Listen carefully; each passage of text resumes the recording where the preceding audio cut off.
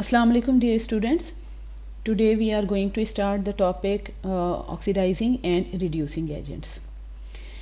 ये टॉपिक इस लिहाज से इम्पॉर्टेंट है कि शॉर्ट क्वेश्चन की फॉर्म में मोस्टली आता है बोर्ड के पेपर्स में, और उसमें इस तरह से आता है कि define oxidising and reducing agents, या फिर आता है differentiate between oxidising and reducing agents.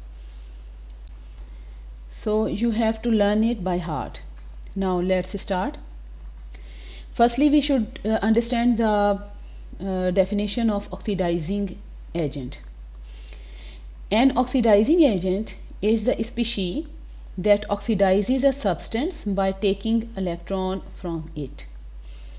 Oxidizing agent एक ऐसा substance होगा, वो कोई आयन भी हो सकता है, कोई मॉलिक्यूल भी हो सकता है, कोई एटम भी हो सकता है, कि जो किसी दूसरे सब्सटेंस को ऑक्सीडाइज करें. ऑक्सीडाइजिंग एजेंट एक ऐसा सब्सटेंस है जो कि किसी दूसरे सब्सटेंस को ऑक्सीडाइज करे.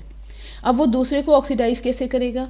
वो इस तरह से ऑक्सीडाइज करेगा कि दूसरे से इलेक्ट्रॉन खुद गेन कर लेगा, यानी खुद रिड्यूस हो जाएगा और दूसरे को वो ऑक्सीडाइज कर देगा. ऑक्सीडेशन क्या होती है? लॉस ऑफ इलेक्ट्रॉन्स होती है ना. अगर कोई सब्सटेंस जो है वो इलेक्ट्रॉन लूज कर देता है तो इसका मतलब है उसकी ऑक्सीडेशन हो गई. कोई सब्सटेंस इलेक्ट्रॉन गेन कर लेता है तो इसका मतलब है उसकी रिडक्शन हो गई. तो ऑक्सीडाइजिंग एजेंट ऐसे सब्सटेंसेस होते हैं, ऐसा स्पीशी होगा जो कि इलेक्ट्रॉन को खुद गेन करेगा, खुद रिड्यूस हो जाएगा, लेकिन दूसरे को वो इस तरह से ऑक्सीडाइज कर देगा क्योंकि दूसरे से लॉस ऑफ इलेक्ट्रॉन हो जाएगी. तो ये उसकी डेफिनेशन है. An oxidizing agent is the species that oxidizes a substance by taking electron from it. The substance, atom or ion which is reduced itself by gaining electron is called oxidizing agent. तो ये उसी की दूसरी definition हो गई है, या उसी की एक्सप्लेनेशन है कि एक ऐसा सब्सटेंस, एटम या आयन जो कि खुद रिड्यूस हो जाए इलेक्ट्रॉन गेन करके, मगर दूसरे को वो ऑक्सीडाइज कर दे, उसे हम कहते हैं ऑक्सीडाइजिंग एजेंट. जितने भी नॉन मेटल्स हैं वो ऑक्सीडाइजिंग एजेंट्स हैं. नॉन मेटल्स ऑक्सीडाइजिंग एजेंट्स हैं. क्यों? क्योंकि उनमें ये एबिलिटी होती है कि वो इलेक्ट्रॉन्स को गेन कर लेते हैं, और वो ज़्यादा इलेक्ट्रोनेगेटिव एलिमेंट्स हैं, तो वो इलेक्ट्रॉन्स को खुद एक्सेप्ट करते हैं, और दूसरे से इलेक्ट्रॉन क्योंकि खुद गेन कर लेते हैं, खुद रिड्यूस हो जाते हैं, लेकिन दूसरे को ऑक्सीडाइज कर देते हैं. Now understand the another term that is reducing agent. What is reducing agent? Reducing agent is the species that reduces a substance by donating electron to it. यानी reducing agent एक ऐसी species है, एक ऐसा atom ion है या ion है जो कि दूसरे को रिड्यूस करेगा, खुद ऑक्सीडाइज हो जाएगा, दूसरे को रिड्यूस करेगा. और दूसरे को कैसे रिड्यूस करेगा? खुद इलेक्ट्रॉन्स डोनेट करेगा दूसरे को, दूसरा जो सब्सटेंस है वो इलेक्ट्रॉन गेन कर लेगा, इस तरह से वो रिड्यूस हो जाएगा. तो रिड्यूसिंग एजेंट एक ऐसी स्पीशी होती है, एक ऐसा सब्सटेंस होता है जो किसी दूसरे सब्सटेंस को इलेक्ट्रॉन डोनेट करता है, दूसरा सब्सटेंस उन इलेक्ट्रॉन को गेन कर लेता है, इस तरह से वो खुद रिड्यूस हो जाता है. तो ये सब्सटेंस जो है वो रिड्यूसिंग एजेंट का काम करता है, दूसरे को रिड्यूस करने का काम करता है. तो रिड्यूसिंग एजेंट क्या है? Reducing agent is the species that reduces a substance by donating electron to it. The substance, atom or ion which is oxidized by losing electron is called reducing agent. यानी ये उसकी दूसरी ही form हो गई definition की कि reducing agent खुद oxidise होता है लेकिन दूसरे को रिड्यूस करता है. खुद ऑक्सीडाइज होता है मतलब ये कि खुद इलेक्ट्रॉन लूज कर देता है, दूसरा उस इलेक्ट्रॉन को, दूसरा सब्सटेंस जो है वो इलेक्ट्रॉन को गेन कर लेता है, उसकी रिडक्शन हो जाती है. तो ये रिड्यूसिंग एजेंट का काम करता है. जितने भी मेटल्स हैं वो गुड रिड्यूसिंग एजेंट हैं. ये उसकी एग्जाम्पल है. मेटल्स क्यों रिड्यूसिंग एजेंट्स हैं? ये मेटल्स जितने भी होते हैं उनमें ये एबिलिटी होती है कि वो इलेक्ट्रॉन लूज़ कर सकते हैं, वो केटाइंस फॉर्म करते हैं by the loss of electron. तो जितने भी मेटल्स हैं they are good reducing agents क्योंकि वो इलेक्ट्रॉन को लूज़ करते हैं, और जो दूसरा सब्सटेंस जब उन इलेक्ट्रॉन्स को गेन करता है तो वो रिड्यूस हो जाता है. सो इन डेफिनेशंस को आपने एग्जांपल्स के साथ याद करना है. Let's start another topic, oxidation, reduction, reactions. Oxidation reduction reactions actually एक ही रिएक्शन है जिसे हम रिडॉक्स रिएक्शन भी कहते हैं. It is the combination of two reactions, oxidation and reduction reactions.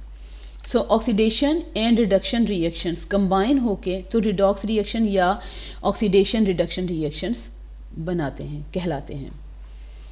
अब ये इनकी आमतौर पे डेफिनेशन आती है ऑक्सीडेशन रिडक्शन रिएक्शन की या रिडॉक्स रिएक्शन की डेफिनेशन आती है पेपर में. तो जब ये आपकी बुक में, आपके इस चैप्टर में दो डेफिनेशंस लिखी हुई हैं. एक डेफिनेशन पेज नंबर 115 पे ऑक्सीडेशन एंड रिडक्शन रिएक्शन के टॉपिक के लास्ट में लिखी हुई है, वो भी डेफिनेशन आपने याद करनी है. और वो है A chemical reaction in which oxidation and reduction processes are involved is called oxidation reduction reaction or redox reaction. Chemical reaction ऐसा chemical reaction जिसमें के oxidation और reduction reaction दोनों processes involved हैं, दोनों reactions हो रहे हैं, ऐसे combined reaction को हम oxidation reduction reaction कहते हैं या redox reaction कहते हैं. ये भी डेफिनेशन आपने याद करनी है. इसके अलावा जो एक इसमें डेफिनेशन दी हुई है वो भी आपने याद करनी है, क्योंकि ये वाली जो डेफिनेशन है ये है ऑक्सीडेशन स्टेट के हिसाब से. तो ये डेफिनेशन क्या है देखते हैं. Chemical reactions in which the oxidation state of one or more substances changes are called oxidation reduction or redox reaction. ये सेकंड डेफिनेशन है रिडॉक्स रिएक्शन की. तो ये रिडॉक्स रिएक्शन क्या है, मतलब ये कि एक ऐसा रिएक्शन जिसमें एक या एक से ज़्यादा सब्सटेंसेस की ऑक्सीडेशन स्टेट या ऑक्सीडेशन नंबर चेंज हो जाए, यानी किसी सब्सटेंस का ऑक्सीडेशन नंबर इंक्रीज़ हो रहा है, किसी सब्सटेंस का ऑक्सीडेशन नंबर डिक्रीज़ हो रहा है. तो चेंज हो जाए ऑक्सीडेशन स्टेट या ऑक्सीडेशन नंबर चेंज हो जाए, तो इस तरह के केमिकल रिएक्शन को हम कहते हैं रिडॉक्स रिएक्शन या oxidation reduction reaction. Students, actually oxidation reaction की एक डेफिनेशन ये भी है कि ऑक्सीडेशन रिएक्शन एक ऐसा रिएक्शन होता है जिसमें किसी सब्सटेंस का ऑक्सीडेशन नंबर इंक्रीज़ हो जाए तो फिर हम कहते हैं कि उसकी ऑक्सीडेशन हुई. सही है, यानी कि दोबारा मैं रिपीट कर रही हूँ, आप समझें कि ऑक्सीडेशन की एक और डेफिनेशन ये है कि if oxidation number of a substance is increased then it means its oxidation takes place. इसी तरीके से रिडक्शन रिएक्शन की एक डेफिनेशन ये भी है कि अगर किसी सब्सटेंस का ऑक्सीडेशन नंबर डिक्रीज़ हो जाए तो इसका मतलब है उसकी रिडक्शन हुई. तो हमने इन्हीं दोनों डेफिनेशंस को लेते हुए रिडॉक्स रिएक्शन की इस डेफिनेशन को एक्सप्लेन करना है. अब आपने उसको एक्सप्लेन हम यहाँ पे दो एग्जांपल्स के ज़रिए करेंगे, जैसा कि आपके इस टॉपिक में किया गया है. सबसे पहले example number 1. In this example, we will consider a reaction of zinc metal with hydrochloric acid. Zinc metal hydrochloric acid के साथ रिएक्शन कर रहा है. अब ये रिएक्शन की इक्वेशन आपके सामने है. Zinc reacts with 2 moles of hydrochloric acid to form zinc chloride and hydrogen gas. अब हम देखते हैं कि इनकी ऑक्सीडेशन स्टेट में क्या चेंज आई. जो जितने भी सब्सटेंसेस हैं इस रिएक्शन में, उनमें ऑक्सीडेशन स्टेट में क्या चेंज आ रहा है. तो ऑक्सीडेशन स्टेट्स देखें. जिंक क्योंकि फ्री स्टेट में था तो इस वजह से उसकी ऑक्सीडेशन स्टेट ज़ीरो होगी.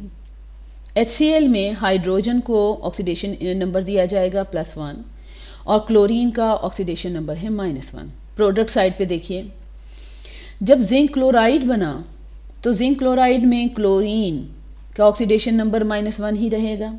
2 एटम्स ऑफ क्लोरीन है तो इस वजह से जिंक का ऑक्सीडेशन नंबर हो जाएगा +2, क्योंकि टोटल जो है वो तो हमने उसका 0 देना है.